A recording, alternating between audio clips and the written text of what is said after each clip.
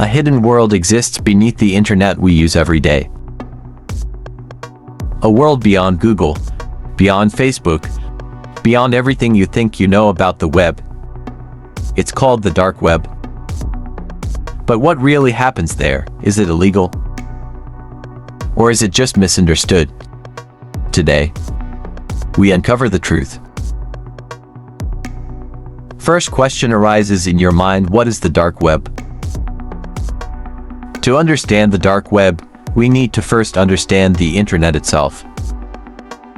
The internet is divided into three main layers. Number one is surface web, which is 4% of the internet. This is the part of the internet that is indexed by search engines like Google, Bing, and Yahoo. Every website you visit daily, from news articles to social media, exists on the surface web. Number two is deep web, which is 90% of the internet. This includes all content that is not indexed by search engines. Things like private emails, banking information, medical records, and government databases are part of the deep web. Number three is dark web, which is the 6% of the internet. A small, encrypted section of the deep web that is intentionally hidden. It requires special software like Tor the Onion router to access. Now we will see how does the dark web work. So, how does someone access the dark web? Unlike regular websites with a simple singlequotes.com or singlequotes.org, websites on the dark web use a onion domain and require the Tor browser to access them. The Tor network works by bouncing internet traffic across multiple servers worldwide. This makes users almost impossible to track. Originally developed by the US Navy, Tor was created for anonymous communication. This means that, theoretically, no one knows who you are, where you are, or what you are looking at when you use the dark web. But is this anonymity used for good or for evil? Contrary to popular belief, the dark web is not entirely illegal. Many people use it for legitimate purposes, including privacy protection. Activists, journalists, and whistleblowers use the dark web to communicate safely. Censorship avoidance. People in countries with strict internet censorship, such as China and North Korea, use the dark web to access free information. Secure communication. Some individuals use it to bypass surveillance and communicate privately. Educational purposes. Researchers and cybercrime investigators use it to study illegal activities. Example: in 2013, Edward Snowden used dark web communication channels to reveal classified NSA documents, exposing global surveillance programs. But let's not ignore the reality. While some use the dark web for privacy, others use it for illegal activities. Here are some of the darkest corners of the dark web. Black markets and illegal trade. Websites like Silk Road now shut down were online marketplaces for illegal drugs, weapons, and counterfeit documents. These marketplaces use cryptocurrencies like Bitcoin to make transactions untraceable. Hacking services. You can hire hackers to break into emails, bank accounts, and corporate servers. Some offer ransomware as a service to attack businesses and demand payment. Fake identities and passport forgery.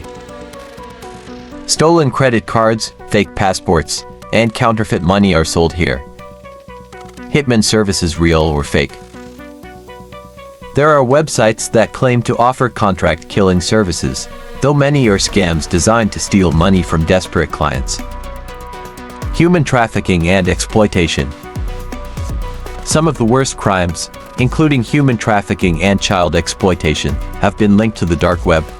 Authorities actively investigate and shut down these sites. This brings us to the big question: is the dark web itself illegal? You can say not always illegal. The dark web itself is not illegal. Using the Tor browser is not a crime in most countries. Simply browsing or reading content is not a crime. It is illegal if used for criminal activities.